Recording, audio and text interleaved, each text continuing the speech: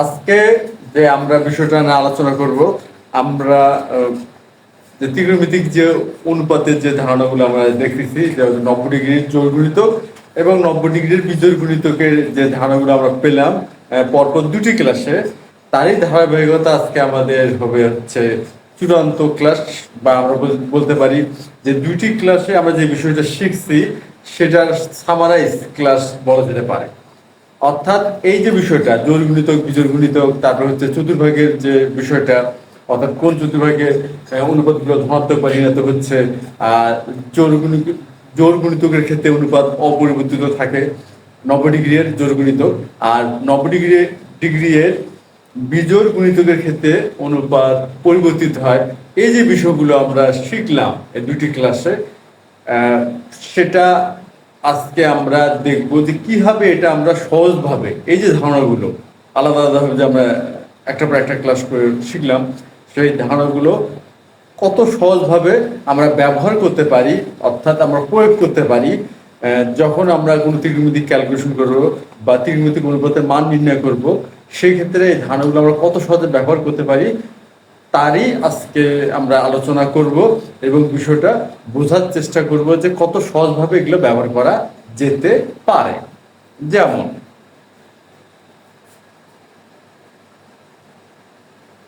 Sign 120 degree, দেখা হলো আমাদের সাইন 120 ডিগ্রি এই ত্রিকোণমিতিক অনুপাতের মানটা নির্ণয় করতে দিল। আচ্ছা, আমরা এটা নির্ণয় করার আগে কিছু বিষয় আমরা একটু রিভিশন দিয়ে, যেমন এই যে চতুর্ভাগের বিষয়টা, এটা হচ্ছে আমাদের, এটাকে আমরা বলতেছি প্রথম চতুর্ভাগ, যেটা হলো অল পজিটিভের ঘর, সব অনুপাতই ধনাত্মক। এটা হচ্ছে দ্বিতীয় চতুর্ভাগ, এখানে হচ্ছে সাইন এবং কোসেক অনুপাত ধনাত্মক। এটা হলো তৃতীয় চতুর্ভাগের ঘর, এখানে হচ্ছে ট্যান এবং কট ধনাত্মক। এটা হচ্ছে চতুর্থ চতুর্ভাগের ঘর, এটা হচ্ছে কস এবং সেক ধনাত্মক। আমরা এই অনুপাতগুলো লিখতেছি, কোনগুলো যেগুলো ধনাত্মক সেগুলো লিখতেছি, অর্থাৎ এখান থেকে আমরা বুঝে নিতে পারতেছি যে কোন অনুপাতগুলো ঋণাত্মক। যে দুটো অনুপাত আমরা করে লিখতেছি অনুপাতগুলো, এরা হলো ধনাত্মক, আর বাকি চারটে অনুপাত ঋণাত্মক, আর প্রথম চতুর্ভাগের 6টি অনুপাতই ধনাত্মক। এই জন্য আমরা এটা বলবো অল প্লাস বা অল পজিটিভের ঘর। এটা হলো আমাদের কোন ক্ষেত্রে অনুপাতের বা কোন চতুর্ভাগ অনুপাত ধনাত্মক আর ঋণাত্মক হয় তার একটি ধারণা।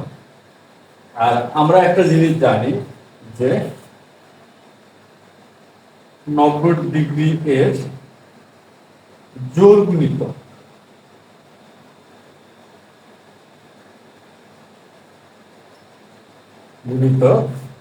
অনুপাত অপরিবর্তিত।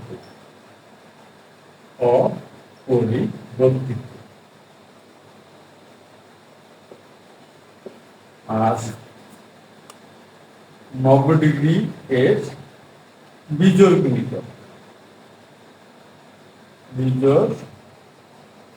গুণিতক অনুপাত পরিবর্তিত।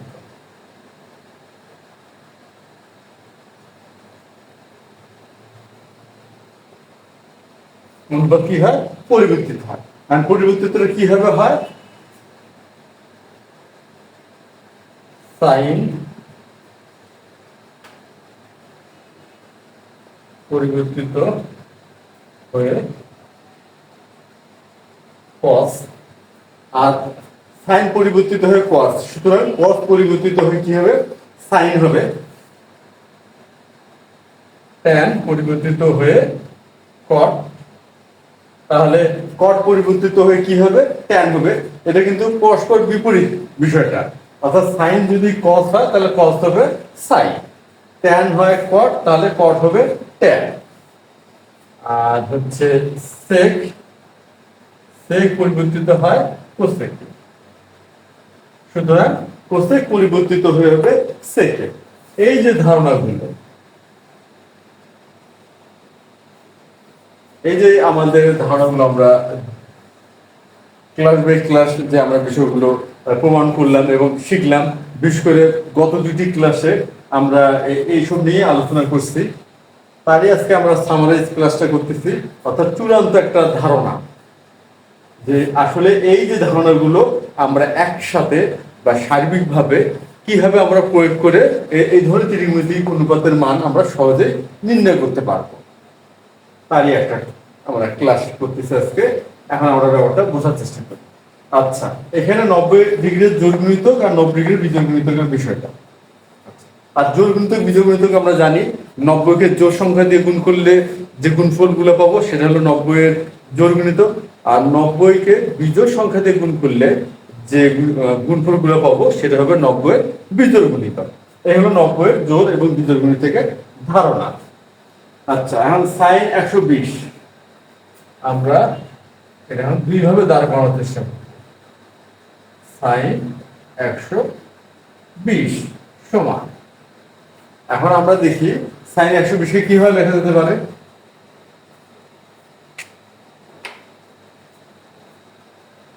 sin 90° প্লাস 30°, এভাবে কিন্তু আমরা লিখতে পারি। আবার sin 120° কিন্তু এভাবেও লিখতে পারি, sin 180° মাইনাস 60°, আমরা কিন্তু এইভাবেও লিখতে পারি। এখন এটা দেখি 90° প্লাস 30°, অর্থাৎ আমাদের প্রান্তিক রশ্মি, কোণের প্রান্তিক রশ্মি বা ঘূর্ণায়মান রশ্মিটার শেষ অবস্থানটা কোথায় হবে? দ্বিতীয় চতুর্ভাগে। আমরা যদি প্রতিটি চতুর্ভাগ কিন্তু 90° করে, তাহলে এটা যদি 120°, তার সুতরাং এটা হবে অবস্থান হবে দ্বিতীয় চতুর্ভাগে। আর দ্বিতীয় চতুর্ভাগে সাইন কি হবে? প্লাস হবে। সাইন এখানে কি? প্লাস। তাহলে এখানে আমরা প্লাস প্লাস চিহ্ন দিলেও হয়, না দিলেও হয়, আমরা বোঝার সুবিধার্থে প্লাস চিহ্নটা ব্যবহার করলাম। এখন এটা হলো 90-কে 1 দিয়ে গুণ করলে 90 হয়, তাহলে 90 হচ্ছে 90-এর বিজোড় গুণিতক। তখন সাইন পরিবর্তিত হয়ে হচ্ছে cos, তাহলে এটা হবে cos 30°, আর এটার মান cos 30° মান কত? √3/2, তাহলে এটার মান হচ্ছে √3/2। এটা হবে। এখন এটা হচ্ছে sin 180° মাইনাস 60°, এটারও অবস্থান কিন্তু দ্বিতীয় চতুর্ভাগেই। কেন? 180 চেয়ে কম, কিন্তু কত কম? 60 কম, অর্থাৎ 120°। তো সেম এটাও দ্বিতীয় চতুর্ভাগ, সুতরাং এটাও প্লাস হবে, কারণ দ্বিতীয় চতুর্ভাগে সাইন প্লাস হয়। এখন 180 এটা হলো 90-এর জোড় গুণিতক, কারণ 90-কে 2 দ্বারা গুণ করলে 180 পাওয়া যায়। তা সুতরাং সাইন অপরিবর্তিত থাকবে, সাইন 60°, তাহলে এটা হবে √3/2। এই হলো আমরা বিজোড় গুণিতকের ধারণা, এই হলো আমাদের জোড় গুণিতকের ধারণা। এই দুটি ধারণার মধ্যে একটি বিষয় কিন্তু কমন। কোন বিষয়টা? চিহ্নের বিষয়টা। চিহ্নের বিষয়টা কিন্তু কমন একটা ধারণা। কিভাবে কমন ধারণা? এখানে দেখা যাচ্ছে এই যে 120°, সুতরাং এই যে 120° কোণের যে প্রান্তিক রশ্মিটা বা ঘূর্ণায়মান রশ্মিটা, তার শেষ অবস্থানটা হচ্ছে দ্বিতীয় চতুর্ভাগে, সুতরাং এই দুটি কিন্তু প্লাস হবে। এই ধারণাটা হলো কমন ধারণা। এই ধারণা এখন আমরা জোড় গুণিতক দ্বারা ত্রিমিতিক অনুপাতের মান নির্ণয় করি, বা বিজোড় গুণিতকের দ্বারা ত্রিমিতিক অনুপাতের মান নির্ণয় করি, এই চিহ্নের ধারণাটা কিন্তু একই থাকে, এটার কোনো পরিবর্তন নাই। পরিবর্তনটা কোথায় হচ্ছে? অনুপাত। পরিবর্তনটা হচ্ছে অনুপাতে। বিজোড় গুণিতক অনুপাত পরিবর্তিত, আর জোড় গুণিতকের ক্ষেত্রে অনুপাত পরিবর্তিত হচ্ছে না বা হলো না। এখন আমরা যে এই যে বিষয়টা আমরা করলাম, মানে সাইন 120° ত্রিমিতিক অনুপাত আমরা নির্ণয় করলাম, এটাকে আমরা আরো সহজভাবে একটি গাণিতিক ফরম্যাট বা কাঠামোর মধ্যে নিয়ে আসতে পারি। বিষয়টা কেমন এখন আমরা এটা দেখি।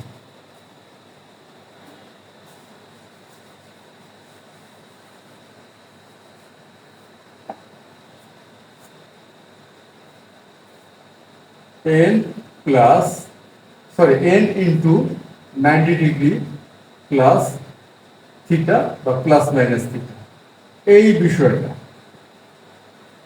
এটা কি? n গুণন 90° প্লাস মাইনাস থিটা, এই ফরম্যাটে যদি আমরা সবগুলো বিশ্লেষণ করি বা দাঁড় করাই, বিশ্লেষণ করা মানে হচ্ছে দাঁড় করানো বা এস্টাবলিশ করি, তাহলে আমাদের খুব সহজে এই যে ধারণাগুলো জোড়গুণিতক বিতর্কিতক আর এই যে চিহ্নের ধারণাগুলো ব্যবহার করে খুব সহজেই যে কোনো কোণে ত্রিকোণমিতিক অনুপাতের মান নির্ণয় করা যায়। যেমন আমরা একটা উদাহরণ দেখি, আমরা একটা বড় একটা কোণ নেই 3630 ডিগ্রি। কত নিলাম?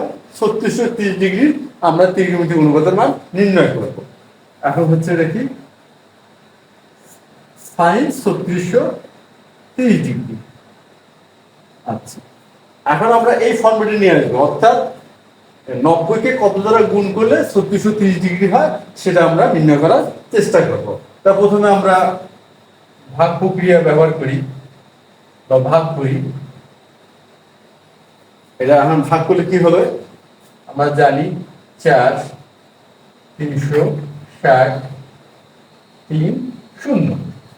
আচ্ছা, তাহলে এটা আমরা শূন্য দিয়ে যেতে হবে, তাহলে 0 30, অর্থাৎ 90 গুণন 40 3600, তার সাথে 30 যোগ করলে হবে 3660। তাহলে 3630 আর কি, 60 না তো 30। এই যে 90 আর 40 গুণ করলে হবে 3600, আর 30 যোগ করলে হবে 3630। তাহলে সুতরাং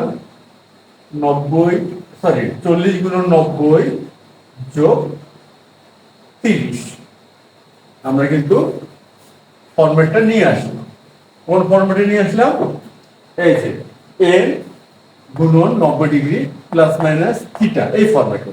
এখানে কি হচ্ছে? n হচ্ছে কি 40 90 ডিগ্রি 90 ডিগ্রি, আর এই থিটার ক্ষেত্রে আসতেছে এখানে প্লাস 30 ডিগ্রি। এটা কিন্তু 3630 ডিগ্রি। এখন আমরা দেখব যে এটা কোন চতুর্ভাগ, এটা কোন চতুর্ভাগ কভার করতেছে। এখন আমরা একটা বিষয় খেয়াল করি, এখানে কয়টা? 40টা 90। আমরা যে এভাবে খেয়াল করি যে কয়টা 90? 40টা 90।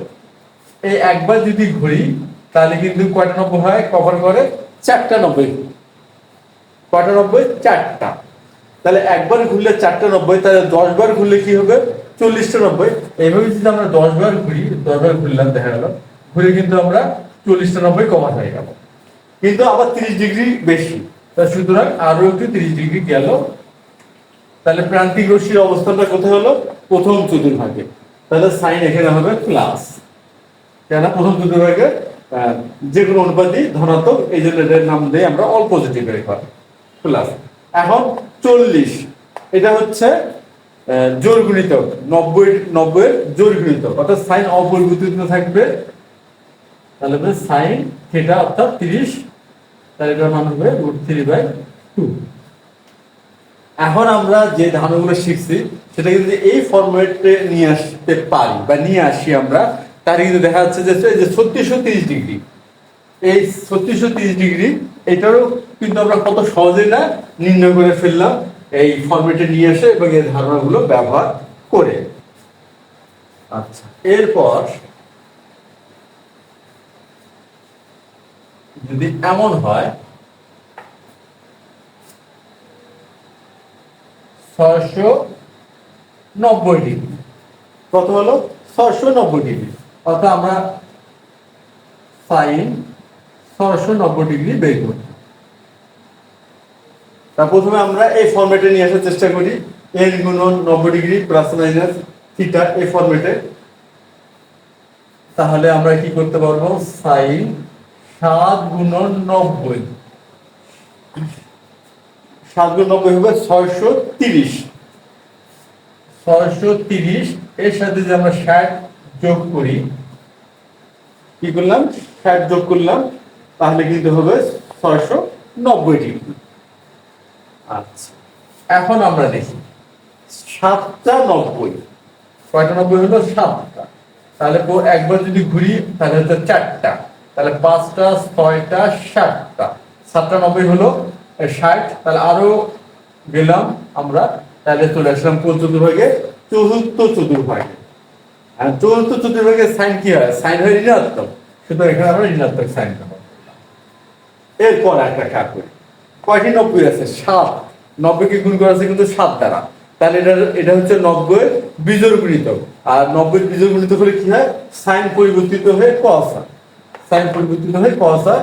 সুতরাং এখানে লিখবো আমরা cos 60 ডিগ্রি সমান, এখন cos 60 ডিগ্রি মান কি হাফ, তার সুতরাং হবে মাইনাস হাফ, অর্থাৎ সাইন 690 ডিগ্রি অনুপাতের মান হচ্ছে মাইনাস হাফ। তাহলে বিষয়টা তো মোটামুটি মনে বোঝা যাচ্ছে যে কিভাবে এই ফরম্যাটটা আমরা ব্যবহার করব, তার একটা আমরা কিন্তু ধারণা পাচ্ছি। এখন এটা যদি আমরা tan এর ক্ষেত্রে ব্যবহার করি, দেখা হলো এতক্ষণ আমরা সাইন নিয়ে আলোচনা করলাম, এবার আমরা tan পাবো। tan 690 degree. এখন এখানে আমরা দেখা হলো tan 7 গুণন 90 যোগ 60, এটিরও অবস্থান কিন্তু ওই চতুর্থ চতুর্ভাগেই হবে, কেননা 690 ডিগ্রি, এটা কোনো তো পার্থক্য করা হয়নি। তা চতুর্থ চতুর্ভাগের tan কি হয়, মাইনাস হয়, তাহলে tan হবে মাইনাস। এখন 97, তাহলে এটা হলো বিজোড় গুণিতক, তা tan পরিবর্তিত হয়ে কি হবে, cot হবে, তাহলে এখানে হবে cot 60 ডিগ্রি। আর cot 60 ডিগ্রির মান কত, 1/√3, তার সুতরাং এটা হবে মাইনাস 1/√3। আমরা তো মনে হয় ব্যাপারটা এখন মোটামুটি ধরতে পারতেছি যে n into 90 degree plus minus theta, এই ফর্মেটে আমরা যে কোনো কোণকে যদি নিয়ে আসলে আমরা কত সহজভাবে এই যে ধারণা দুটি সাহায্যে আমরা যে কোনো কোণে ত্রিকোণমিতিক অনুপাতের মান নির্ণয় করতে পারতেছি। এখন এটা যদি আমরা জোড় গুণিতক দিয়ে চিন্তা করি, এটা তো নির্ণয় করলাম আমরা বিজোড় গুণিতক দিয়ে, এখন জোড় গুণিতক দিয়ে চিন্তা করি কি হবে দেখি আমরা। যেমন 90 গুণন 8, 90 কে 8 দ্বারা গুণ করলে কি হয়, 720 হয়, 720। এখন 720 থেকে যদি আমরা 690 বিয়োগ করি তাহলে কত হয় দেখি, 0.3 হয়, অর্থাৎ 720 থেকে আমরা যদি 30 বিয়োগ করি তাহলে কিন্তু 690 পাওয়া যায়। তাহলে কি আমরা এভাবে লিখতে পারবো, tan 8 গুণন 90 ডিগ্রি মাইনাস 30 ডিগ্রি, আমরা করতে পারি, কেননা 720 থেকে 30 বাদ দিলে কি হয়, 690 হয়। এখন আমরা দেখি এটা হচ্ছে কি 890 থেকে 30 ডিগ্রি কম, তাহলে 890 থেকে 30 ডিগ্রি কম হয়, তাহলে এটার অবস্থান কোথায় হবে, এই 4টা 90, 5টা 6টা 7টা 98 থেকে 30 ডিগ্রি কম, তাহলে প্রান্তিক রশ্মির অবস্থানটা হলো কিন্তু চতুর্থ চতুর্ভাগে। সুতরাং tan চতুর্থ চতুর্ভাগে মাইনাস, তাহলে এখানে একটা মাইনাস হবে। এখন আমরা একটা বিষয় খেয়াল করি যে 8 অর্থাৎ 90 এর জোড় গুণিতক, আর যেহেতু 90 এর জোড় গুণিতক সেক্ষেত্রে tan অপরিবর্তিত থাকবে, এখানে tan-ই থেকে গেল, তা tan 30 ডিগ্রি, সুতরাং এটা হবে মাইনাস 1/√3, অর্থাৎ tan 690 ডিগ্রির মান কিন্তু মাইনাস 1/√3। এখানে কিন্তু একটা মজার জিনিস আমরা খেয়াল করলাম, সেই বিষয়টা কি, বিষয়টা হচ্ছে জোড় গুণিতক বা বিজোড় গুণিতক যে ধারণাটা আমরা ব্যবহার করি, অর্থাৎ 90 এর জোড় গুণিতক অথবা বিজোড় গুণিতক যে ধারণাটা ব্যবহার করি, শেষ আমাদের শেষ পর্যন্ত যে মানটা যে আসতেছে এই অনুপাতের মান সেটা কিন্তু একই থাকবে, এই অনুপাতের মানে কোনো পরিবর্তন হবে না। বিষয়টা এমন নয় যে জোড় গুণিতকের ধারণা ব্যবহার করলে যে অনুপাতের মান আসবে, বিজোড় গুণিতকের ধারণা ব্যবহার করে মান নির্ণয় করলে মানটা ভিন্ন হবে না, এটা কোনোভাবেই হবে না, মানটা সর্বক্ষেত্রে একই থাকবে। যদি আমাদের হিসাবটা কি প্রকার, দুই প্রকার, যে জোড় বা বিজোড় গুণিতকের ক্ষেত্রে অনুপাতের কখন পরিবর্তন হচ্ছে বা কখন হচ্ছে না, আর চতুর্ভাগ খেয়াল করে কখন অনুপাতের মান ধনাত্মক পরিণত হচ্ছে, এই বিষয়গুলো যদি আমরা ঠিক মতো খেয়াল করি, তাহলে যেভাবে আমরা নির্ণয় করি না কেন, জোর বিজোড় গুণিতকের সাহায্যে যেভাবে বের করি না কেন, অবশ্যই অনুপাতের মান একই আসবে। তাহলে এখানে আমরা এখন কি শেষ পর্যন্ত সিদ্ধান্ত নিলাম আমরা যখন যে কোনো কোণকে যদি এই ফর্মেটে নিয়ে আসতে পারি, যে কোনো কোণকে এই ফর্মেটে যদি আমরা নিয়ে আসতে পারি যে এন গুণন 90 ডিগ্রি প্লাস মাইনাস থিটা, এই ফর্মেটে নিয়ে আসতে পারি, তাহলে আমরা খুব সহজেই আমাদের এই ধারণাগুলো ব্যবহার করে আমরা যে কোনো কোণের ত্রিকোণমিতিক অনুপাতের মান নির্ণয় করতে পারবো। তো আজ এই পর্যন্তই। ধন্যবাদ তোমাদের সবাইকে।